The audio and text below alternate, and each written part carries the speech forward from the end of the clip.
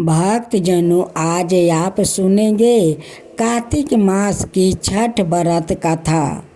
बुजुर्गों लोग कहते हैं कि जितने बरैतिन छठ उपवास करती है वो बरैतिन छठ माता को कथा सुनती है तो उनकी बहुत हिम्मत मिलती है, उपवास रहने का साहस भी मिलते है, उनकी भूख प्यास कुछ नहीं बुझाता है। छठ माँ के कथा सुनने से कब सुबह से शाम हो जाता है वो पता ही नहीं चलता है, कब शाम से सुबह हो जाता है वो पता नहीं चलता है, क्योंकि माँ के कथा सुनने में इतना मन के शांति मिलता है, बहुत शांति मिलता है। क्योंकि छठ मैया का महिमा है कि कैसे छठी मैया अपना व्रती लोग का वो बेड़ा पार कर देती है और कोई व्रती लोग कमज़ोर नहीं पड़ती है। मैं छठी मैया का पूजा बेड़ा पार भी कर लेती है। यही तो छठी मैया का महिमा अपरंपार है कि 3 दिन बरैती लोग उपवास वो पार कर जाती है। मैया का स्वागत बहुत अच्छे से करती है, उन्हें अच्छे से विदाई करती है। अब हम लोग छठ माता का कथा सुनते हैं। छठी मैया की जय हो, छठी मैया की जय हो। शकुंतला नाम की एक औरत थी, उनकी 5 बेटे 5 बहू थी। 4 बहू का संतान हो चुका था, लेकिन छोटी बहू का अभी तक कोई संतान नहीं हुए थे। छोटी बहू बहुत पूजा पाठ करती थी, फिर भी भगवान उन पर नहीं ताकते।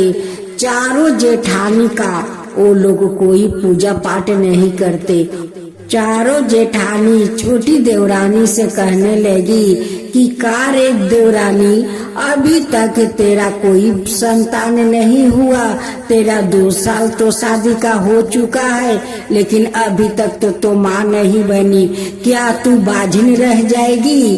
छोटी देवरानी उत्तर देती है, कहती है कि जेठानी, मैं तो भगवान नहीं हूँ कि अपना हाथ से गाड़ कर मैं अपना पेट में डाल दूं। मैं तो भगवान नहीं हूँ कि मैं बाज हूँ या मेरा बच्चा होगा या नहीं होगा, मैं कैसे आपको बता सकती हूँ। चैत महीना का दिन था, गांव वालों सारे स्त्रियां छठ पूजा करती थी। उनकी सासू माँ आकर कहती है कि देखो बहुओं, सब गांव वाला स्त्रियों छठ पूजा करती है, तुम लोग भी छठ पूजा कर लो। चारों बड़ी बहू कहती है कि मैं तो उपास नहीं रह सकती हूँ, अब मैं किस लिए उपास करूँ, किस लिए पूजा करूँ? भगवान तो मेरे पहले ही से हम चारों का 2 संतान तो दे चुके हैं, अब मुझे तो संतान नहीं चाहिए, मैं किस लिए पूजा करूँ? सासू माँ कहती है कि संतान के लिए क्या सब लोग पूजा करते हैं, अपना घर का सभी परिवार के सुरक्षित रहने के लिए तो लोग छठ पूजा करते हैं। छठ पूजा करने से तो छठ माँ प्रसन्न रहती है, घर में सुख समृद्धि भरती है, बाजिन को पुत्र देती है, घर में धन भर देती है। छोटी बहू कहती है कि सासू माँ, मैं छठ पूजा करूँगी, जरूर करूँगी। सासू माँ कहती है कि ठीक है छोटी बहू, तुम करो, अगर माँ छठी का कृपा होगा तो तुम जरूर माँ बनोगी। चारों बड़ी बहू तुम्हारा काम में साथ देगी, साफ सफाइया में साथ देगी, पूजा में हाथ बटाएगी, ये जरूर काम करेगी। छोटी बहू अकेले अकेले घर का सारा सर सफाइया धुआ पखला करने लगी, लेकिन चारों जेठानी उनकी साथ कोई काम नहीं किया, पूजा में सर सफाइया कुछ भी नहीं किया। चारों जेठानी कहती है कि मैं देखती हूँ इतना जो तुम सर सफाइया करती हो, इतना नियम करती हो, देखती हूँ कि छठ माता तुम्हें कैसे संतान दे देती है। छठ पूजा करने से किसी को संतान नहीं हो जाता है। नहा के खाए का दिन देवरानी अकेली अकेली सारा काम करती है और वो लोग टांग पर टांग चढ़ा कर बैठी हुई थी, लेकिन उनकी साथ कोई हाथ नहीं बटा रही थी। देवरानी छठ माता से कहती है, हे छठ परमेश्वरी, मैं आपको श्रद्धा भक्ति से पूजा करती हूँ, आप इतना शक्ति दीजिए कि मैं आपका श्रद्धा पूर्वक मैं व्रत कर सकूं। सासू माँ देखती है कि चारों जेठानियाँ तो उनकी साथ नहीं देती है। सासू माँ आकर कहने लगी कि चलो हम दोनों मिलकर पकवान ठेकुआ बना लेते हैं। सास बहू बनाती है, दौरा सजाती है, सास बहू मिलकर घाट पर जाती है। जब पूजा समाप्त हो गया तो सब लोग घर लौट कर आए और रात को सो गए। सपने में छठ माता आती है और छोटी देवरानी को दर्शन देती है।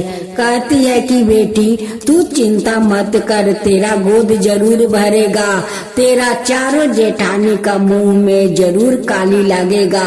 वो लोग कहती है कि छठ पूजा करने से देखती हूँ कि कैसे उनकी संतान हो जाता है।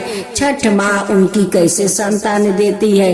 तेरा संतान होगा बेटी, तू श्रद्धा भक्ति से मेरा पूजा करती है, मैं तुझ पर प्रसन्न हूँ, तेरा संतान होगा। छोटी देवरानी सपने में खुश हो जाती है, हाथ जोड़कर माँ से विनती करती है कि माँ आप मेरा बाजिन को नाम छुड़ा दीजिए।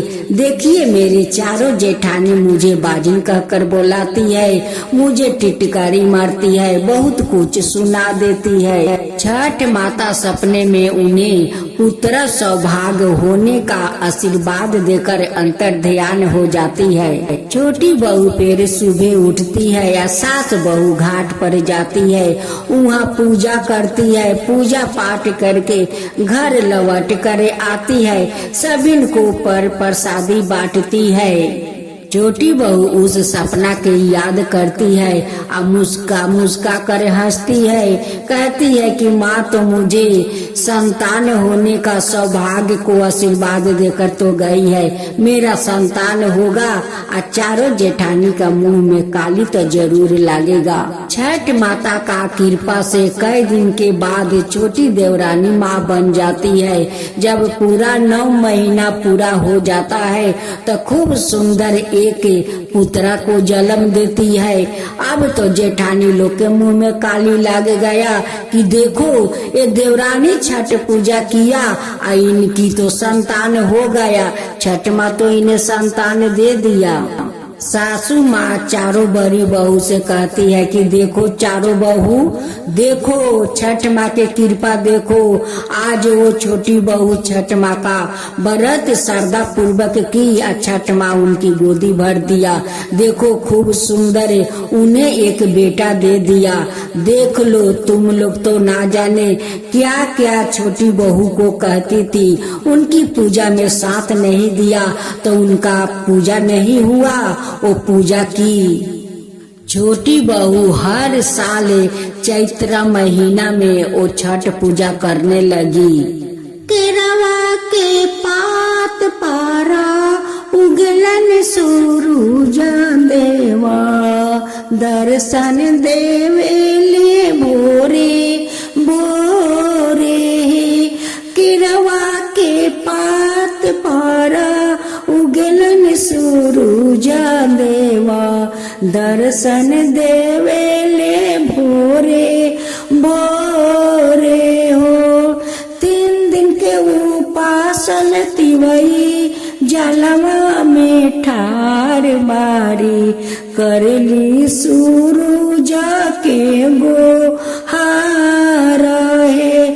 3 दिन के उपासन तिवई जलवा में ठार बारी करली सूरज के गो हार है। जल्दी से उठी सूरज दीदार सनावा हो, ले लिया रगियाया पार हो। जल्दी से उठी सूरज दीदार सानिया हो, ले लिया रगियाया पारा है। 3 दिन के भूखल तिवई जलवा में ठार बारी, करली सूरज के गोहार है।